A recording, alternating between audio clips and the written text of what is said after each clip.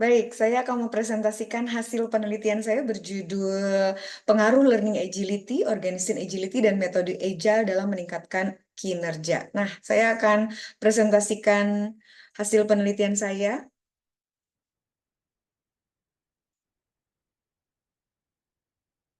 Oke, em, ini adalah penelitian tentang psikologi, termasuk dalam penelitian organisasi juga. Kita akan mulai dari fenomenanya, di mana fenomenanya itu adalah sekarang korporat di seluruh Indonesia ini sedang mengalami perubahan yang benar-benar begitu besar.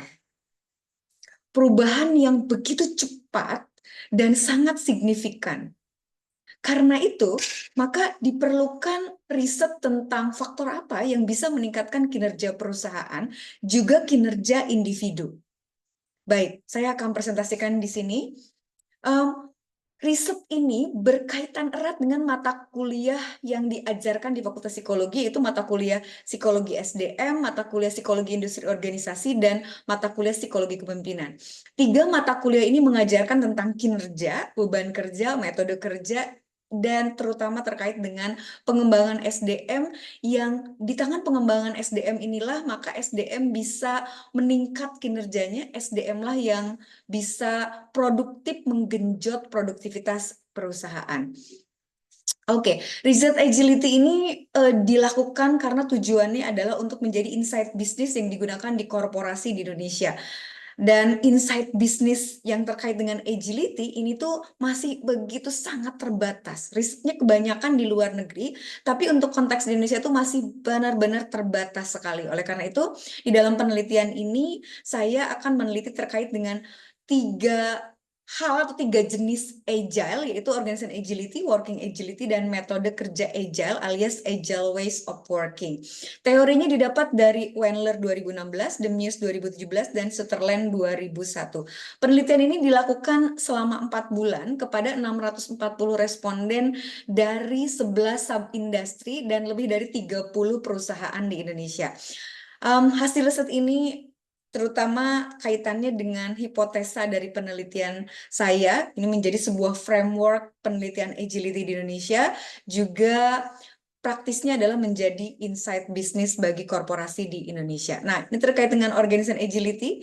Sebagai referensinya, saya menggunakan teori organization agility dari Wendler 2016, di mana organisasi agile itu organisasi yang dia punya budaya agile gitu. Jadi budaya agile itu dia memanfaatkan perubahan justru sebagai peluang peningkatan bisnis perusahaan. Kemudian organizing agile itu organisasi itu benar-benar memprioritaskan teknologi sehingga teknologinya itu benar-benar transparan dan up to date. Organizing agile ciri yang ketiganya adalah orang-orangnya atau workplace-nya itu memang saling berkolaborasi satu sama lain karena memiliki kompetensi yang agile. Kemudian selanjutnya ciri organization agile adalah memiliki leader itu mendukung inovasi, mendukung kolaborasi dan berpikir strategik. Selanjutnya organisasi yang agile cirinya adalah organisasi itu menggunakan metode kerja yang banyak kolaborasi dan cooperation. Terakhir adalah organisasi yang dijalankan secara fleksibel. Ini adalah framework tentang organizing agility yang akan dicari pengaruhnya kaitannya dengan kinerja. Nah, bicara tentang agility yang kedua adalah learning agility. Kalau tadi scoop yang pertama adalah scoop organisasi, ini adalah scoopnya scoop individu atau pegawainya. Maka scoop individu ini kita sebut konstruknya dengan learning agility. Ciri karyawan yang agile adalah punya kemampuan mental agility, people agility, change agility, result agility, self-awareness, dan feedback responsiveness. Artinya secara umum adalah bisa adaptif dengan perubahan, tertantang dengan perubahan, suka dengan kolaborasi, dan memang sangat terbuka dengan feedback dari rekan kerja maupun dari customer. Nah, selanjutnya adalah saya menemukan dengan framework atau teori agile yang digunakan, ini ada beberapa temuan yang didapat dari hasil riset ini. Yang pertama adalah agility ternyata benar-benar bisa meningkatkan pencapaian organisasi, juga bisa meningkatkan profit organisasi. Nah, di antara 3 variabel agile ini, agility yang paling pengaruhnya paling besar adalah metode kerja agile. Kalau tadi yang dibahas adalah organisasinya, individu, dan ada yang ketiga namanya metode agile atau agile ways of working. Ternyata ini faktor yang benar-benar bisa mendongkrak atau meningkatkan kinerja, baik itu individu maupun kinerja perusahaan. Nah,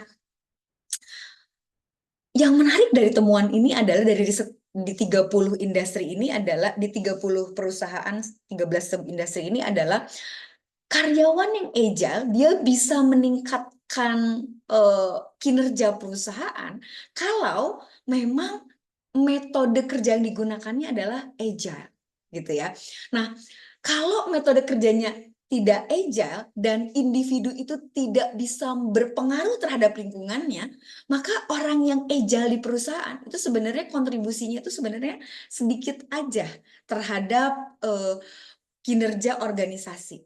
Jadi pengaruh orang-orang yang agile atau pegawai-pegawai yang itu agile itu ternyata pengaruhnya sedikit.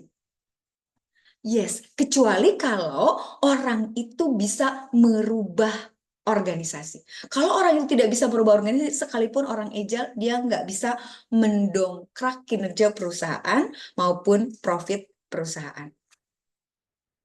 Nah, temuan yang kedua yang menarik adalah individu yang agile itu ternyata bisa meningkatkan kinerja kalau pemimpinnya itu agile atau pemimpinnya itu mendukung individu itu.